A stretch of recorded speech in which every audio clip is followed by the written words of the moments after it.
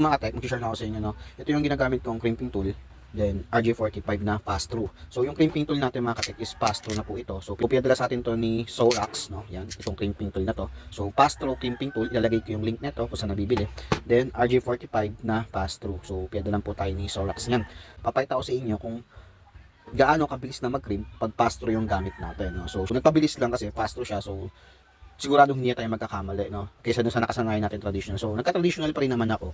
Hindi ko pa rin iniiwan yun. So, para lang to sa gusto ng mas madaling trabaho, mga katek. No? So, para lang to dun sa mga gusto na ayaw na magkamali doon sa crimp nila, no, mga katek. So, pass through crimping tool din, pass through RJ45. So, tutayta ko sa inyo kung paano siya i-crimp, mga katek, no, gamit itong pass through crimping tool, then pass through RJ45.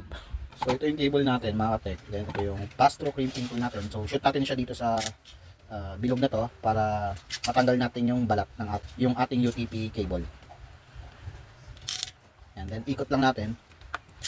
So pag nakaikot yan, so magkakaroon siya ng gatla. Easy na lang natin siya matatanggal, no? Easy na lang natin matatanggal yung balat niya. So yan.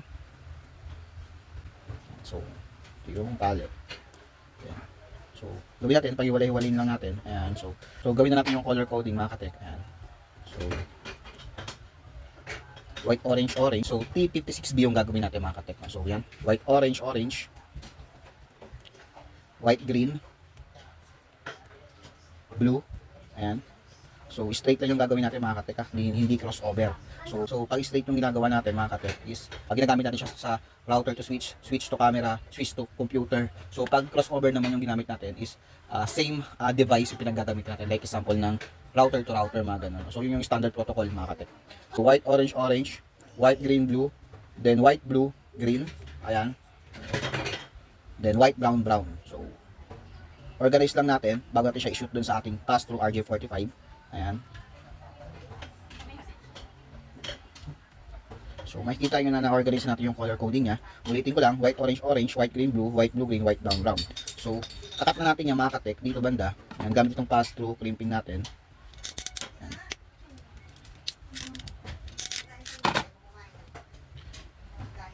So, pag nakat na natin yung mga katek is shoot na natin dito sa ating pass-through RJ45. Ayan. So, pag na-shoot natin yan, makikita nyo nalulusot siya sa ibabaw. So, hindi na tayo magkakamali niyan, mga katek, no? Kasi mag-check natin siya. White, orange, orange, white, green, blue, green, white, brown, brown. Then, pasok natin siya dito sa ating pass-through crimping. Ayan. So, pag napasok nyo siya, makikita nyo yung likod niya. Ayan, tatago siya dyan. Then, may blade dyan na magkakat dito sa sobra. So, yan. Diin nyo lang ganyan.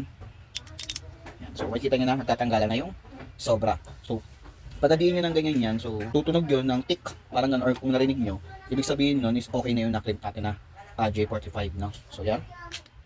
So, para crimp yan, angat lang natin. So, yun na yung na-crimp natin na LAN cable na ginamit natin ng RJ45 pass-through. So, ulo niya, ayan, so sure na hindi tayo magkakamali dito, mga katek, no? So, yung kabila naman gawin natin, mga katek.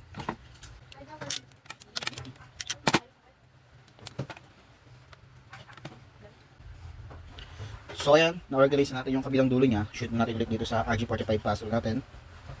So yan. So check natin yung color coding kung tama. So pag tama na yan, shoot na natin dito sa ating pass-through crimping natin. Ayan. Then diin lang natin ulit. Ayan. So yan, makita nyo na naputo na siya. Then na-clip na natin yung dalawang dulo niya. So ganun lang kadali pag pass-through crimping and pass-through RJ45 yung gamit natin, no? Kung gusto niyo mag-avail ng ganitong crimping tool, na pass-through crimping tool, then RJ45 pass-through, lalagay ko yung link kung saan siya mabibili, mga katek, no? So salamat!